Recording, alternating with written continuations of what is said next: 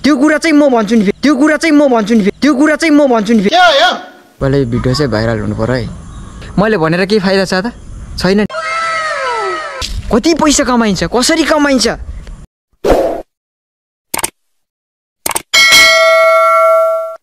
Hello नमस्ते सेवा र सेवाफो सबैजनालाई भन्न चाहन्छु होइन, सम्पूर्ण साथीहरूलाई। अनि यदि मेरो सूर्यमय वहाङ युट्युब च्यानललाई सब्सक्राइब गर्नुभएको छैन भने सब्सक्राइब गर्नुहोस् होइन।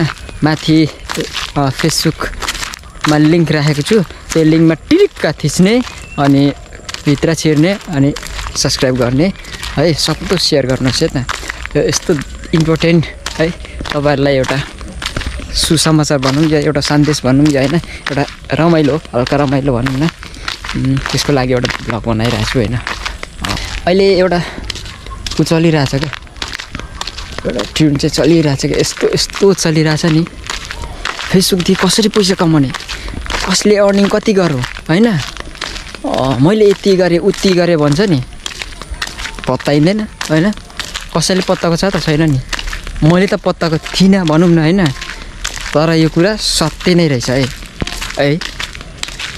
फेरि मैले पनि कति यो मुलाले कति गफ दिन्छ भन्नु होला, कति गरेँ कति अर्निङ गरेँ होइन, त्यो त मलाई पो थाहा छ त। त्यही सेयर गर्नु चाहिँ आएको हो क्या तपाईँहरूमा, बुझ्नु पनि। यो आँखा दुखिरहेछ, यो आँखा दुखिरहेछ भन्दा नि के पसेर यो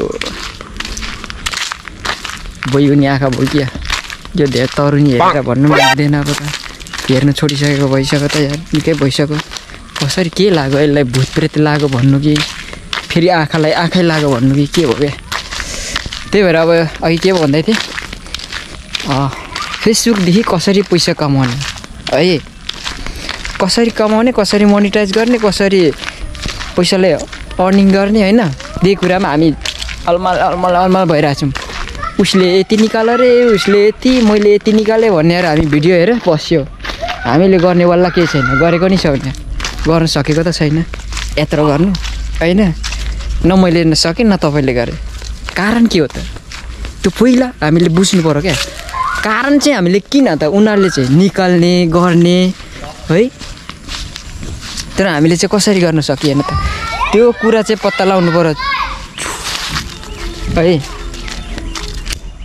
के भन्छ हेलो गाइस है, त्यो कुरालाई चाहिँ हामीले पत्ता लगाउनु पऱ्यो क्या। अब पत्ता लगाउनुहोस्। पहिलो कुरा चाहिँ मेरो भिडियोलाई सेयर गर्नुहोस्, सबैभन्दा धेरै सेयर गर्नुहोस्। 10,000 पुग्यो भने नि,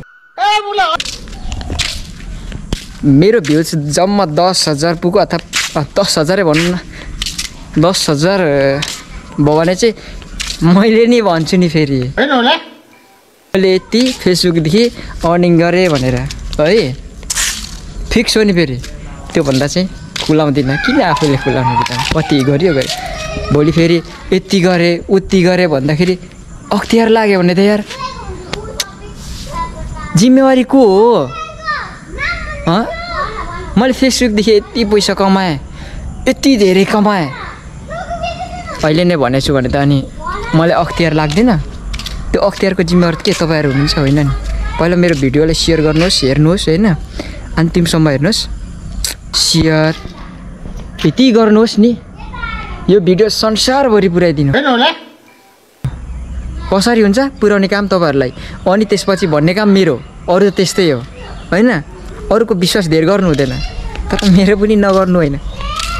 अरूको विश्वास भन्दा पनि अरूको मेरो पनि पर्छ नि त होइन। अनि त्यही अनुसार त्यसपछि चाहिँ म भन्छु क्या तपाईँहरूलाई, यसरी हो उसरी हो होइन। पहिला यो भिडियो चाहिँ भाइरल हुनु पऱ्यो है, होइन भने काम छैन नि। आखिर भिडियो त भाइरल हुँदैन, अनि यसरी कमाउने उसरी कमाउने मैले भनेर केही फाइदा छ त छैन नि। पहिले चाहिँ मेरो भिडियो भाइरल हुनु पऱ्यो है। यति नाथे भिडियो नि भाइरल भएन भने मैले के भन्नु कुरा, मलाई अल्छी लाग्नु थाल्छ यार।